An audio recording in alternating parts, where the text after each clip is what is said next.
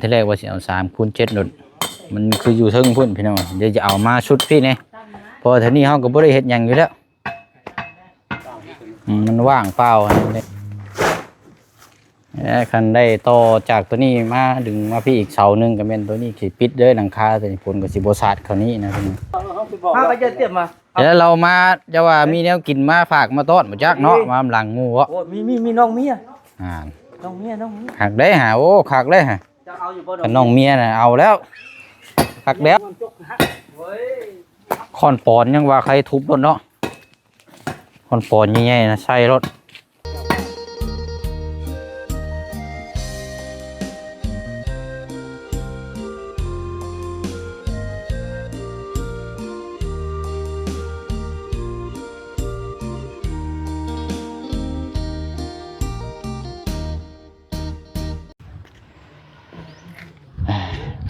พี่น้องเนาะหลังจากมื้อเช้านี้ก็ได้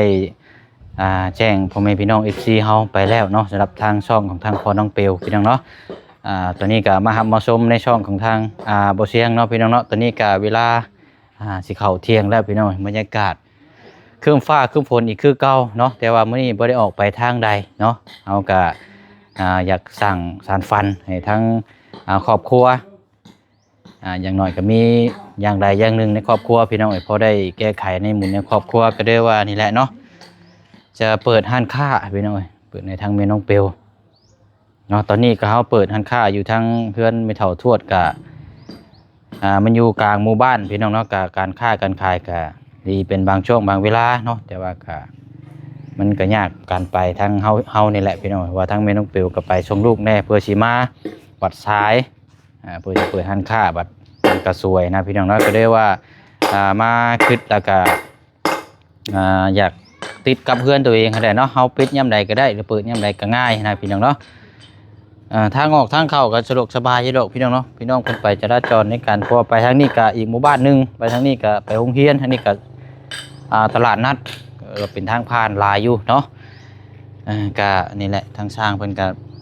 จะมาขุดแล้วก็มื้ออื่นอาจจะได้ตั้งเสาแล้วก็เทคานไว้ซื่อๆเนาะพี่น้องเนาะก็ยังบ่ทันได้มีงบว่าสิเฮ็ดแล้วไว้หรอกจักยามไหลแล้วพี่น้องเนาะกราบทักทายสบายดีและสวัสดีพ่อแม่พี่น้องเบิดสุขุสุคนเด้อพี่น้องเนาะพบเจอกันอีกคือเก่าคือ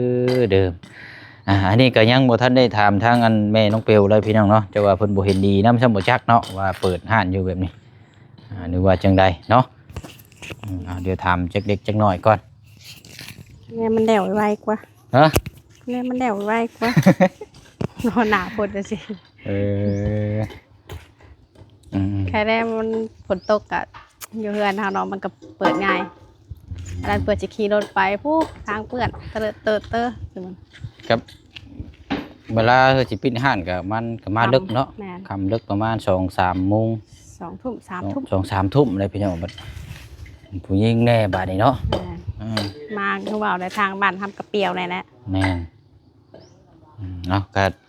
นี่แหละพี่น้องตั้งมุมเนาะทั้งช้างอันกำลังเจาะ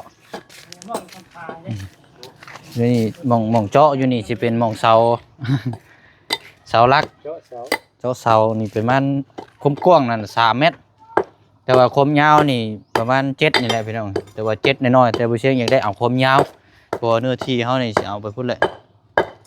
แต่ว่ามันสิติดกับหลังคาตัวนั้นเพราะว่าอนาคตมันคืออยากได้ต่อมาอีกเสาหนึ่งเลยตัวนั้นยาวพุ่นบ่อยพอให้ประมาณนั่นแหละก็บ่ได้ติดฮอดพุ่นแล้วเพราะว่ายังมันขี่กันกับตัวนี้ได้อนาคตแต่สิได้ต่ออีกเสาหนึ่งนะอย่าให้มันติดกับกระเทิบต่อเฮือนง่ายนี่มันสิได้งามแน่เนี่ยมันเวลาพาผุนสาดมันก็จังบ่ได้เปียกหม่องระเบียงนั้นอันนี้ตัวนี้มันเปียกลายเด้ก่อนอื่นช่างคือสิให้ก่อนนั้นเนาะบัดอันเล็กนั่นเฮาบ่ได้มีบ่ซะเล็กเจาะเอามาเอาอ๋อบ่ได้เตรียมพร้อมเล็กสกัดนั่นแหละเนาะบ่ได้เฮ็ดงานแต่หึงเนี่ยดึงบ่ได้เก็บไว้แฉลงเนาะบ่ดอกล่าเด้อบุกลงให้ลงนาเนาะปกติแล้วช่วงหน้าแล้งพุ่นแล้วจังสิลุยต่ออีก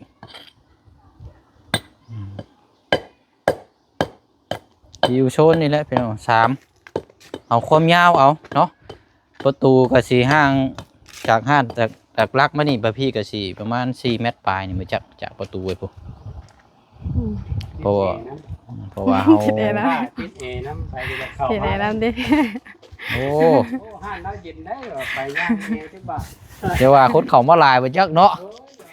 โอ้ยซะเอาซะ ดีโลกล่องหนึงก็พอใจแล้วเนาะเย็นเด้พ่ออืม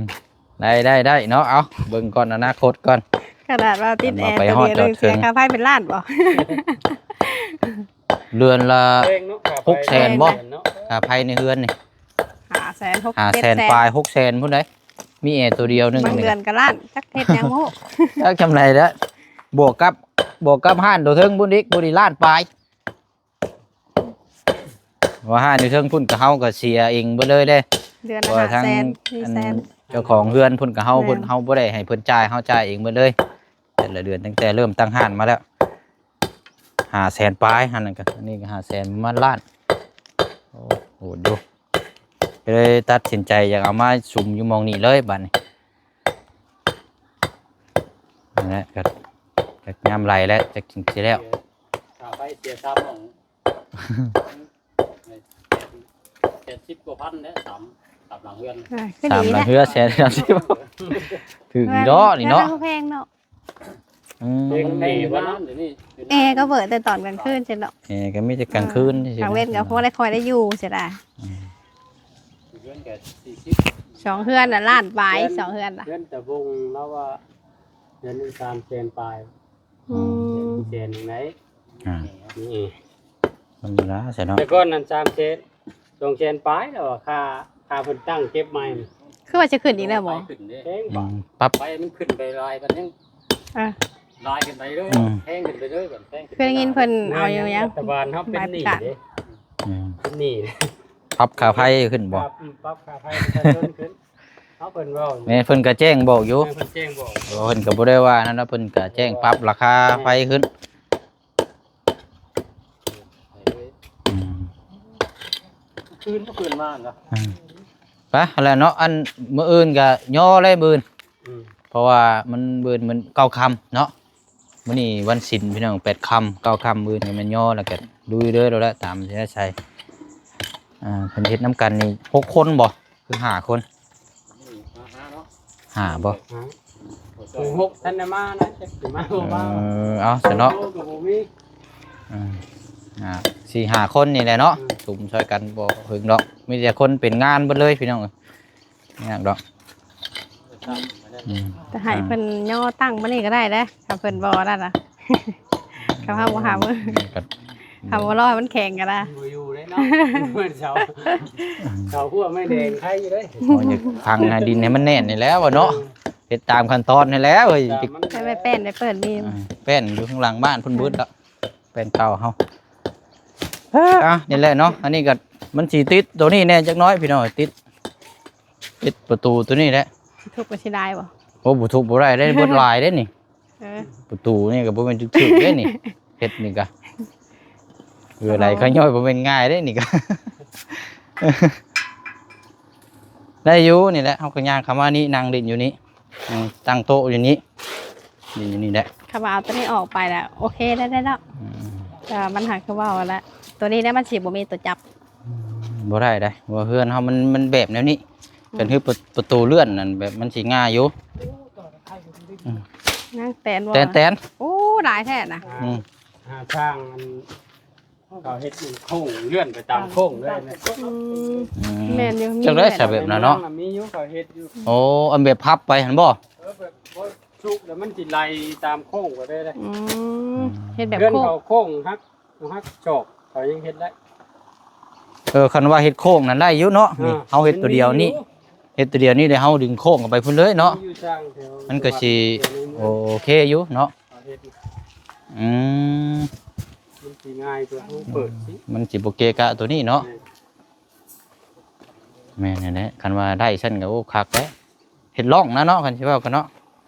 มันขุดร่องโค้งชุบโค้งเข้า ใช้ ไป ร่า เนาะ งเล็กคือกันแต่ว่า โค้งบ่ ประตูนี่เขาสิเฮ็ดเป็น เป็นพับไล่นะ มันเป็นใช้หวานพับแบบชุบไปเลย อืม จะอยู่หันจะว่าห่างมันน่ะ บ่มันต้องตามกินเก่าซื่อหรอก เพราะว่าหังมันอยู่หันได้กินนี่เนาะเอาละมันภาพผลก็สิคือย่อยเนาะมีแต่ว่าอยากให้เอาปูนนั่นแหละลงไปไว้ก่อนอันเอาปูแพร่ยางแล้ววางในนี่แล้วก็อันเอาปูนั่นก่อนเอาไปตั้งมาปูนี่แล้วเอาปูโต๊ะเอาปกไว้เลยนะเอาเลี้ยงไว้นี่ก่อนก็ได้นะไปตั้งมันไว้เลยเอาไปตั้งเอามาปูตัวนี้แล้วก็เอาปูนเต็งๆนี่เขาปกเลยนะ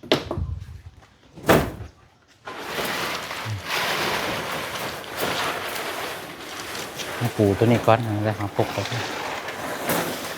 ปกสอบนึงนะ จับมันลงเปิดใบปูทั้งไม่จำได้ไหมปูยาว พอได้อยี่ดอกทำนี่ก็ได้แหละมันเลี้ยง2 สอบนึงเราจะเอาขนาดปกมาเนาะเนี่ยเต็งตรงนี้แหละตรงนี้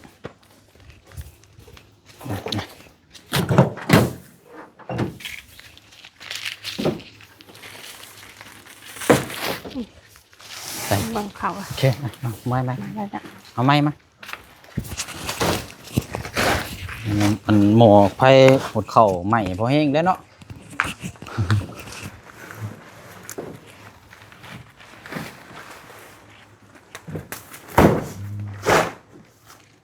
คันได้ต่อจากตัวนี้มาดึงมาพี่อีกเสาหนึ่งก็เป็นตัวนี้ขีดปิดเลยหลังคาแต่ผลกับสิบศาสตร์เขานี้นะพี่ก็เลยทางง่ายเพิ่นเราดึงมาวัดนี่เสานี่ก็สิอยู่โซนหม่องนี้เดี๋ยวอนาคตก็ได้ต่ออีกเสาหนึ่งทั้งแบบตัวนี้ก็สิได้มาติดอยู่ช่วงนี้แหละพี่น้องก็สิขี่กันพอดีนะอันที่ว่ากัน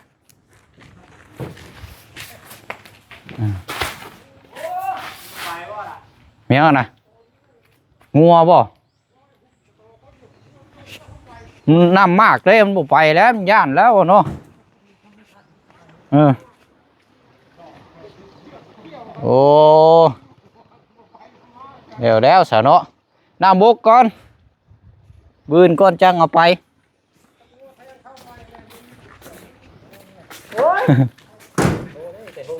มีโทรศัพท์น้ำลูกคนอยู่เฮือนพุ่นเขานอนเฮือนพุ่นโอ้พาไปเจอเตรียมมา เดี๋ยวเรามาจะว่ามีแนวกินมาฝากมาต้อนมาจักเนาะมาหลังงูวะ โอ้มีน้องเมีย น้องเมีย น้องเมีย หักได้หาโอ้หักได้ฮะ จะเอาอยู่บ่ กับน้องเมียน่ะเอาแล้วหักแล้วแนวแซ่บแล้วนะ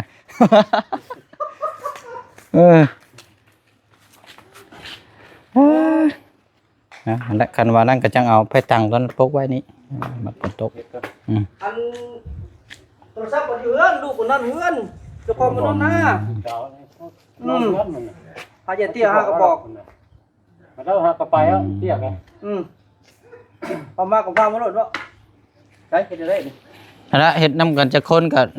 คงราคาก็แจ้งบอกกันเองเด้อคุยกันเรียบร้อยเลยอย่างเรา แตนโอ้ยแต่ตัวลูกชายคนมันบ่ได้ย่านแตนมันยงเนาะ โอ้ว่าสิเอางัวไปหน้าเนาะเรียบร้อยเลยไปบ่ได้ครับน้ำมันหลายปกติเด้อเนาะบุกล้าลอยไปแล้ว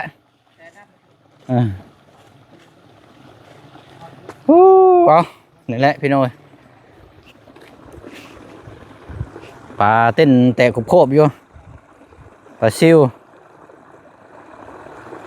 น้ำมาเมื่อคืนนี่แถวนี้ปนเบิ้ลไปเลยเห็นพี่น้องเนาะ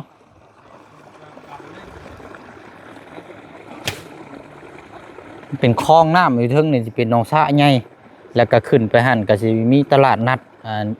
อยู่ตรงมองนี้ก็สิเป็นโรงเรียนนี่พี่น้องโรงเรียนนี่ทางลัดมานี่ก็สิห้างเข้าไปหมู่บ้านเข้าไปนี่ก็จะเป็นทางลัดไปอีกหมู่บ้านนึงบ้านโคกประวายทะลุออกไปทางรัก35พอแล้วเนาะหรือว่าเป็นอีกทางลัดหมู่บ้านโอ้ปลาซิวเนาะพลึกแท้นี่บ่ปลาซิวลายเลยเหรอนี่ เจ้าเนาะเทนาพุ่นแน่ดา บนมีแนวอันสกัดซ้ำเนาะ คนใหญ่กูเนาะ เทกันก็วางมองแรงบดโตนมาหันมา5 โตน 4 โตนเนาะ ยกใช้ทับด้วยเนาะ เทหอบเดินน่ะล่า อืม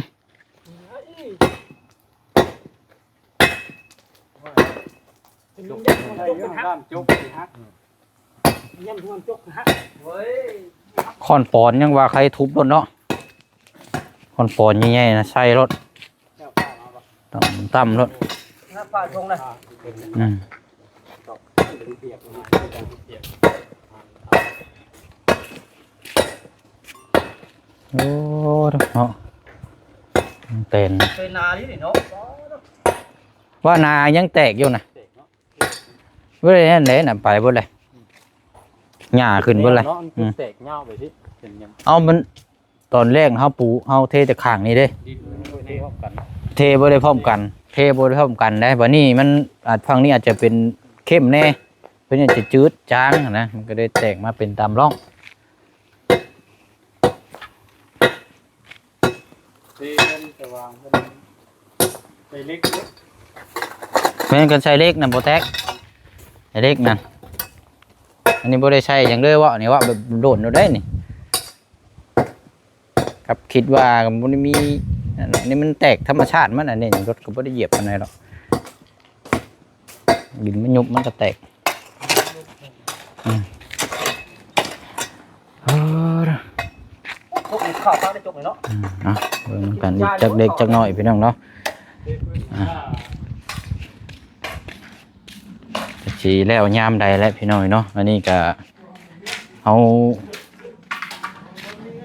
อยากเปิดอยู่นี่พี่น้องเนาะตอนที่แรกก็บ่ได้คิดหยังหรอกว่าอยากเปิดร้านค้าอยู่เฮือนของตัวเองก็ว่าอยากตั้งอยู่พุ่นแหละพี่น้องแต่ว่ามันก็มีช่วงใดช่วงหนึ่งที่วิกฤตพบเจอสิ่งที่เฮาได้ยินเนาะก็เลยตัดสินใจนี่แหละพี่น้องเนาะ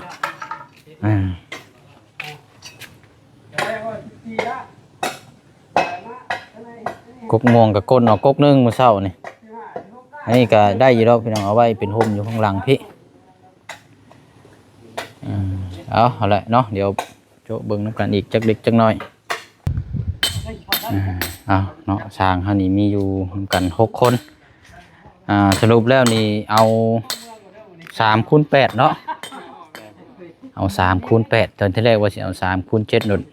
มันคืออยู่เทิงพุ่นพี่น้องเดี๋ยวจะเอามาชุดพี่นี่พอเท่านี้เฮาก็บ่ได้เฮ็ดหยังอยู่แล้วมันว่างเปล่านั่นเลยก็เอา3x8เอาความยาวเอาพี่น้องเนาะเอายางเฮ็ดแบบโซนยาวด้วยนะคันสิว่าก็แถวเดียวด้วยนะ เดี๋ยวตั้งเครื่อง เออ ทางนี้ ย่างกลางทายครับอยู่ห้องนึงไว้ห้องนึง คันห้องนึงเนาะนี่แหละ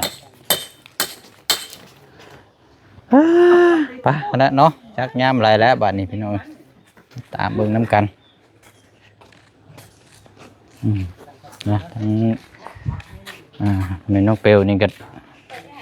นี่อยู่แต่ว่าเนาะเห็นดีน้ำอยู่แต่ว่ากดปุ่มสีดำกดปุ่ม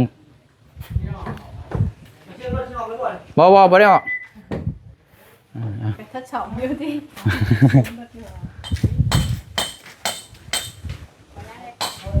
ฮะเพราะเห็นดีน้ำอยู่บ่วะพี่มาพี่ก่อนแล้วเราบ่หนึ่งเข่านะ ข้างมันได้อยู่เลยนะ กินเข่าวเลยท่านกินข้าวเช้า เอาฝากให้ยกครับนะ เลยได้กินกับช้างเลย มา 3 3x8ได้ 3x8 เพราะว่า3x7เนี่ยมันจะอยู่ในช่วง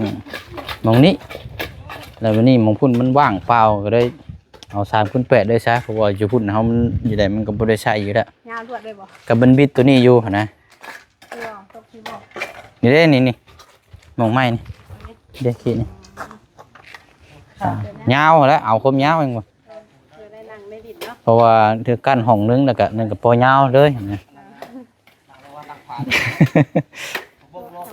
ปั่นอยู่นะ โน่เนาะเป็ดต้นบ่เนาะมันไปเอามันก็จ่อพอแล้วอ่ะ เอาทุกเช้าเอาเป็ด นะนี่แหละเครื่องอยู่ ยาวได้อยู่แล้ว เอาความยาว ทำงบตามมาบ่ะ ติดรถไฟบ่ได้แม็กบ่ได้บ่ เปลือง จักยามไรแล้วคือว่านะเอาก็บ่ได้ว่าสินั่นหรอกเฮ็ดตามงบตามเฮาเนี่ยแต่ว่าอย่าให้มันเฮ็ดให้มันแล้วทีเดียวเลยนะเพื่อไว้ได้เฮ็ดไว้กันเฮ็ดน้อยแล้วบัดว่าจะน้อยบัดว่าโอ้ยน้อยแท้โหย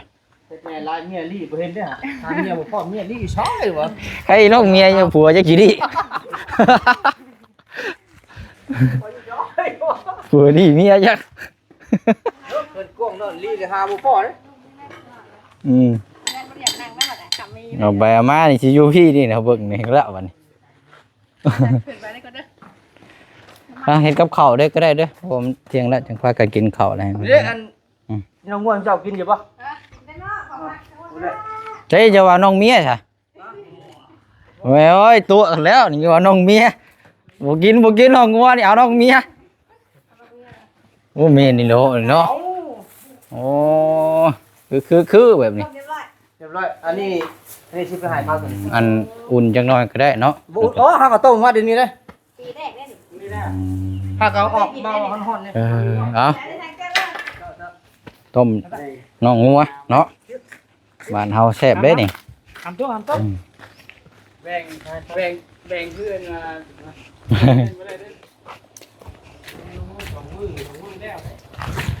มื้อนะมื้อนี่ตั้งแล้วก็แม่นนั่นเลยก็ได้ เ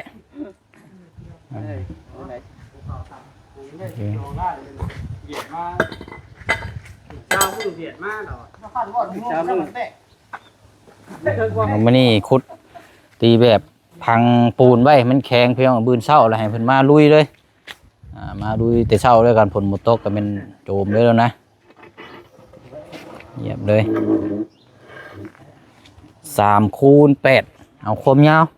เนาะนี่แหละพี่น้องเป็นขากอันนี้กันดามีเอาโต๊ะตอนนั้นมาวางไว้นี้พี่น้องมานั่งอยู่นี้พี่น้องดึงคอนมาในมาห่มนี่จังน้อยเนาะแบบนี้เดี๋ยวเบิ่งน้ำกันเนาะเดี๋ยวผู้เชี่ยวชาญลงหน้าปกให้พี่น้องเฮาติดตามเบิ่งน้ำกันแบบนี้ว่าสิแบบใดสำหรับทางหลังคาเห็นอยู่พี่น้องแบบนี้แต่ว่าหากจักสิได้ทรงหรือบ่เนาะเอาจังไดครับว่ามันสิเฮ็ดทรงบ่เลิ่นบ่หรือว่าทรงแบบใดพี่น้องครับ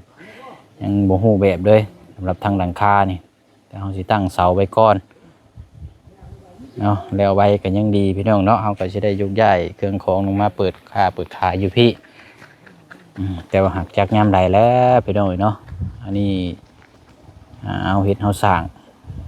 แรงบันดาลใจให้ตัวเองเนาะ